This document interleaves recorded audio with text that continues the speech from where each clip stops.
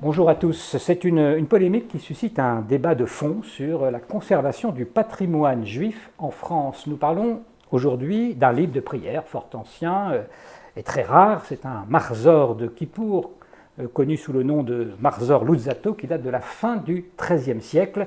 C'est un manuscrit très richement enluminé que l'Alliance israélite universelle possède dans sa bibliothèque depuis 1870 et qu'elle a décidé récemment de vendre. Et la vente aura lieu prochainement aux enchères à Sotheby's à New York. Prix estimé de ce Marzor entre 4 et 6 millions de dollars. Alors l'Alliance est en grande difficulté financière, on le sait.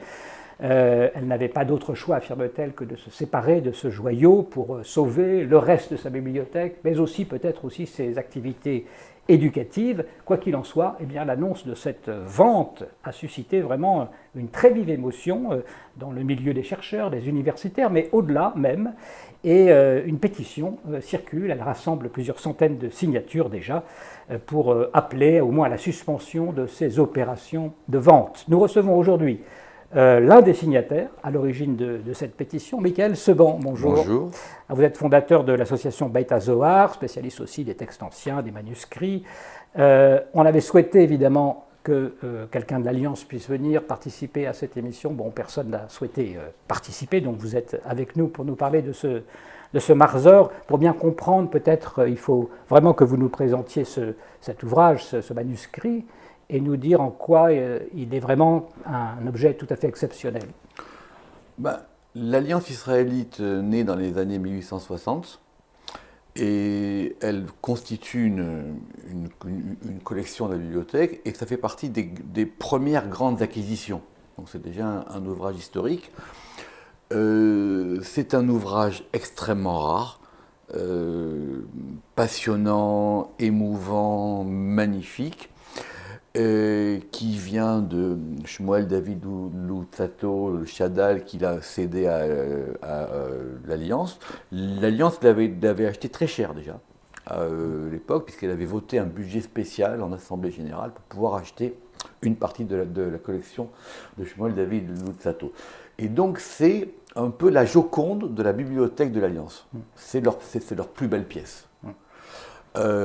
Cette pièce a été conservée depuis donc 1870. Très bon état de conservation. Très précieusement, ouais. Ça a été restauré récemment.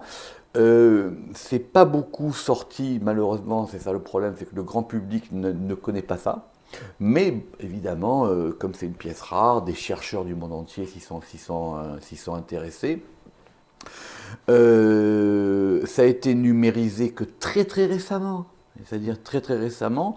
Donc c'est un chef-d'œuvre peu connu, pas exploité, qui tout d'un coup se retrouve en place publique. Et si on n'avait pas alerté avec Laurent Munich et Paul Salmona et des amis sur cette vente, ça serait passé inaperçu. Ouais, c'est-à-dire c'est parce que uniquement un ami bibliothécaire me dit dis-moi j'ai vu un truc passer chez Sotheby's, ce truc-là se vend. Et tout d'un coup, dit mais comment personne n'est au courant. Alors, on va revenir peut-être sur la vente. Maintenant, sur le Marzor. Oui. Alors, c'est évidemment une pièce rare, exceptionnelle, mais disons quelques mots. On est dans les années 1300, on va dire. On est dans les années 1300. Ce qu'on sait, c'est qu'il y a un scribe, parce que c'est signé dans le manuscrit, qui s'appelle Abraham, dont on connaît que le prénom, qui est l'un des scribes, parce qu'il peut-être il y en a eu plusieurs, et qui compose un Marzor, c'est-à-dire un livre de prière de Rosh Hashanah et Kippour, pour la communauté d'Allemagne du Sud et plus précisément de Constance. D'accord ? Alors, toutes les enluminures et toute la partie écrite est faite par des juifs, alors que des fois au Moyen-Âge, on faisait appel à des enlumineurs chrétiens.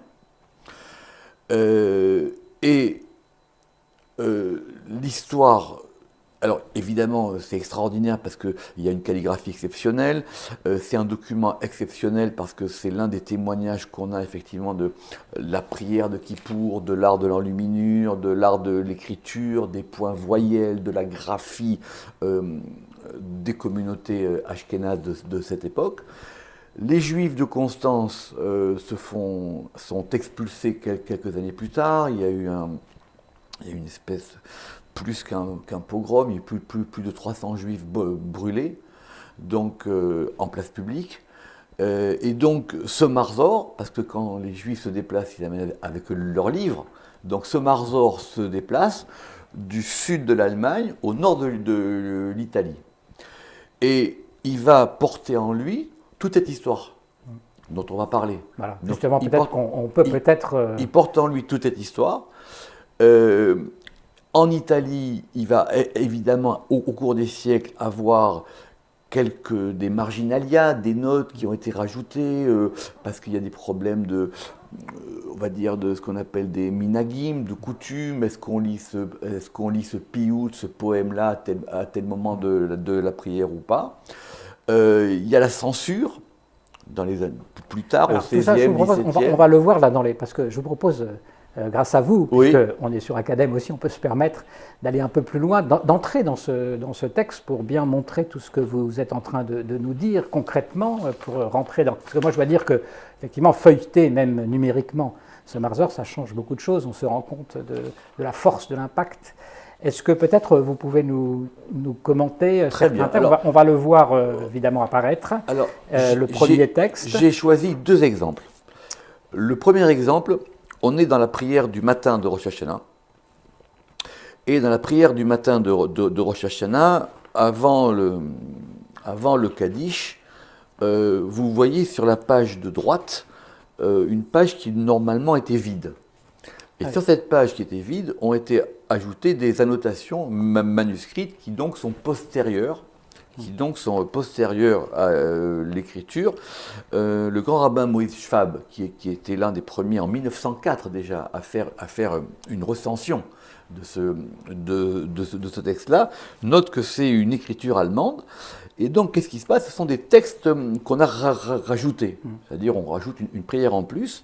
Mais ce qui est intéressant, enfin, pour moi en tout cas, c'est que la prière qu'on voit en haut à droite, c'est une prière kabbalistique. Ah oui, alors donc vous êtes dans votre élément là. Tout à fait, c'est une prière, que vous qui pouvez... c'est une prière kabbalistique et où on va invoquer des anges.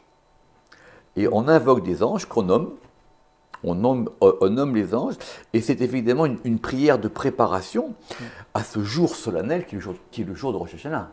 Parce que là, on est à quel moment de l'office là?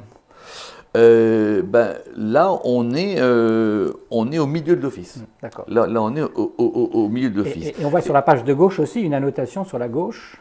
Alors, l'annotation sur la gauche, c'est une prière qu'on a rajoutée en plus. Alors, toutes les annotations, évidemment, elles indiquent comment est-ce que ce rituel de prière a un peu changé. N'oubliez pas que quand même, on est au XIIIe siècle. Il n'y a pas le Shulchan Aruch viendra plus tard, etc. Et la grande autorité allemande du Marzor, c'est le Maharam de Rothenburg. C'est-à-dire la grande autorité allemande de l'époque. Alors, on passe maintenant au deuxième exemple, deuxième page dont vous nous parlez, Michael Seban. Le deuxième exemple, on a évidemment dans la prière de Rosh Hashanah des ajouts à l'intérieur de la prière. Et ces ajouts ici qu'on voit sur la droite, ils sont... Alors, on retrouve ça même dans les livres de prière contemporains, où on va rajouter certaines prières par rapport à Hayom. C'est quoi Hayom? Ça veut dire le jour.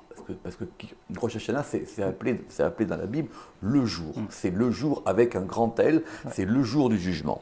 Et donc on va ramener des éléments, ce jour bénis-nous, ce jour fais-nous grandir, ce jour demande pour nous la bonté, que cette année soit renouvelée, Techadesh Alenu Shana Tova. Et on voit dans le dernier... Et oui, qui est séparé là, effectivement. Alors, Ayom Tidrosh Dam Avdecha Ashafur. On s'adresse à Dieu. Oui. Et ce jour rend compte du sang de tes serviteurs qui a été versé. Évidemment, c'est une allusion directe au pogrom et une allusion directe aux persécutions des Juifs du Moyen-Âge. Et alors, comment ça se passe la censure? Là, c'est la censure dont vous doucement. parlez. Et l'illumineur, effectivement, qui sait que c'est une phrase un peu sensible, il a rajouté une enluminure magnifique d'un petit personnage qui est habillé en rouge, avec le chapeau rouge, parce que c'était la tenue imposée par l'Église aux Juifs, pour qu'on puisse les reconnaître. Donc c'est le Juif opprimé, et il écoute cette prière, et de sa bouche sort le mot « Amen ». Ce qui est extraordinaire, le mot sort de sa bouche. Et donc, des années plus tard, parce que ce Marzor, comme on l'a dit, circule, et on pense qu'en Italie, alors est-ce que c'est une censure volontaire ou pas volontaire, mais en tout cas, il faut que ces passages-là soient un peu sensibles, on va dire. On ne peut pas non plus rappeler aux gens des pays dans lesquels on vit qu'ils ne pensent qu'à verser du sang juif innocent. Et donc c'est rayé. Alors là, il y en a beaucoup dans ce texte-là de textes censurés, qui sont toujours plus ou moins en relation avec les relations avec les chrétiens. Il ne faut pas oublier que la censure des textes juifs, des manuscrits et des imprimés a été longtemps un véritable problème dans l'édition des textes juifs. On parlerait plutôt d'autocensure, là, parce que finalement, on voit bien, si ça aurait été un censeur, on aurait l'impression que ça aurait été plus radical. Là, on voit un peu dessous. Alors maintenant, l'ironie fait qu'avec le temps, effectivement, on lit derrière. Effectivement, on lit derrière. Donc du coup, le passage, au lieu d'être censuré, il est surligné. Voilà, donc je conseille vraiment à tout le monde d'aller regarder sur le site que vous avez mis en place pour feuilleter ce livre tout à fait extraordinaire. Je vous propose qu'on revienne quand même maintenant à cette histoire de vente, puisqu'on voit bien ce dont il s'agit. On a perçu concrètement la question, l'objet. Alors, je dirais quand même qu'il y a deux niveaux de responsabilité, entre guillemets, de responsabilité dans cette affaire. Il y a d'une part l'Alliance qui décide de vendre ce manuscrit, qui n'a plus les moyens d'entretenir sa bibliothèque, ni même ses activités éducatives, qui vend, et puis la France, les États, les autorités françaises qui, elles, n'ont pas voulu classer ou faire en sorte que ce document ne quitte pas la France. Ça fait deux niveaux. Peut-être on peut commencer par l'Alliance. Finalement, on peut comprendre d'une certaine façon s'ils sont à un point de difficulté tel qu'entre choisir entre l'éducation, la poursuite des écoles et ce manuscrit futile extraordinaire, qu'ils aient choisi, disons, de privilégier leurs autres activités. Comment vous voyez leur argument qui est donné par les dirigeants de l'Alliance? Trois choses. Premièrement, même si l'Alliance est le propriétaire juridique de ce Marzor, le propriétaire réel, c'est le public. Ça appartient à tout le monde. Ça fait partie du patrimoine de l'humanité. Ça appartient à tout le monde. Les institutions ne sont que des dépositaires, ne sont que des conservateurs. Ça appartient à tout le monde. Deuxièmement, on ne vend pas la Joconde pour sauver le Louvre. Ça veut dire, quand bien même il faudrait vendre des livres, je rappelle simplement que l'Alliance possède beaucoup de livres en double. Et qu'il y a quelques années en arrière, il avait été évoqué l'idée au moins de commencer par vendre les livres qu'on a en double. On ne vend pas les pièces uniques. Et on ne se départit pas non plus de sa plus belle pièce. Ce serait quoi le Louvre sans la Joconde? Donc, ce qu'il faut insister, c'est que si on n'avait pas alerté, et on a alerté au dernier moment, si on n'avait pas alerté, tout se serait passé. Alors maintenant, vous voulez dire qu'ils n'ont pas fait suffisamment peut-être d'efforts pour essayer de trouver une autre solution Je ne sais pas, mais prévenir des gens, essayer de trouver je pense, parce que c'est ce que je fais à Betazoa, un manuscrit comme ça d'abord, il faut le faire connaître. C'est pas normal que ce soit une page internet de Sotheby's qui le fasse connaître. Maintenant, grâce à vous, on va pouvoir mieux le connaître. Donc déjà, un manuscrit comme ça, il faut le faire connaître, il faut le valoriser, au-delà du cercle de chercheurs. Et d'ailleurs, je vois même l'émotion suscitée par ce qu'on a fait, c'est que des gens disent, mais c'est extraordinaire. Donc déjà, il y avait, à mon sens, et je m'en suis expliqué avec même les dirigeants de l'Alliance, il y avait d'autres choses à faire. Il y avait d'autres choses à faire. L'argument financier, on peut toujours trouver. Le Louvre n'a-t-il pas fait tous mécènes? J'arrête pas de recevoir des messages disant mais pourquoi n'a-t-on pas lancé une souscription? Pourquoi n'a-t-on pas fait un facsimilé? Pourquoi? Mais tout ça pour que pour que ça reste dans le patrimoine et que tout le monde puisse en profiter. Parce que là, qu'est-ce qui se passe maintenant? C'est que ça va être quoi? Si c'est vendu, ça sera vendu au plus offrant. Ouais. L'autre question, et c'est une question que Laurent Munich a posée, c'est que ce n'est pas simplement une affaire juive. Oui, c'est ça. Donc alors, là, c'est le deuxième niveau, niveau français. Alors il faut dire que la BNF, quand même, n'a pas voulu classer ce manuscrit parce qu'elle prétendait qu'elle en avait déjà plus ou moins 1 ou 2 exemplaires de la même nature, etc. Alors, il y a une procédure assez complexe pour classer un manuscrit et faire en sorte qu'il appartienne au patrimoine et qu'il ne puisse pas sortir. Il y a des arguments techniques, mais qui sont légers, on va dire. Il manquerait un colophon, il manquerait une page, c'est pas forcément français, alors que le scribe est français. Et puis ça témoigne quand même de la diffusion de la culture. Il n'y a pas que des livres français qui sont dans la bibliothèque. Évidemment. Ouais. Et donc, du coup, et c'est un problème général, on a l'impression que c'est simplement les institutions juives qui devraient s'occuper de leur patrimoine. Mais comme a dit quelqu'un récemment, et plusieurs fois, quand Notre-Dame a brûlé, c'était l'affaire de tous. Ce patrimoine juif, c'est le patrimoine de la France. Oui, mais alors justement, il y a le coût de l'entretien du patrimoine juif français, très riche, très varié, parce qu'il y a les livres, mais il y a aussi les objets cultuels, il y a aussi les bâtiments, les synagogues. Il y a un moment donné où, effectivement, la communauté, ceux qui participent à ce culte-là, ne peuvent plus entretenir tout ce patrimoine. Il devient presque trop lourd pour la communauté. Est-ce que c'est là où vous nous dites qu'il faudrait que, précisément, ce soit des biens qui puissent être pris en charge par la collectivité nationale? C'est un débat plus large. En tout cas, comme dans l'histoire du Marzor, quand les Juifs sont obligés de quitter Constance, ils n'amènent pas avec eux leur synagogue, ils amènent leurs livres. Donc les livres sont des biens qui se déplacent. Et donc on ne s'en dessaisit pas de cette manière. Ce que moi je fais à Beth Azoar, c'est que justement ce patrimoine, il faut le faire connaître. Il faut le faire connaître, il faut le valoriser, il faut le rendre accès au grand public. Et ça, cette valorisation, elle fait que la question de la vente ne pourra même plus être posée. Avez-vous, à l'heure qu'il est, on est le 4 octobre aujourd'hui, rien ne semble pouvoir arrêter cette vente dans une dizaine de jours? Est-ce qu'il y a encore quelque chose à faire, je veux dire, pour ceux qui nous écouteraient, hormis participer à ce mouvement que vous avez lancé?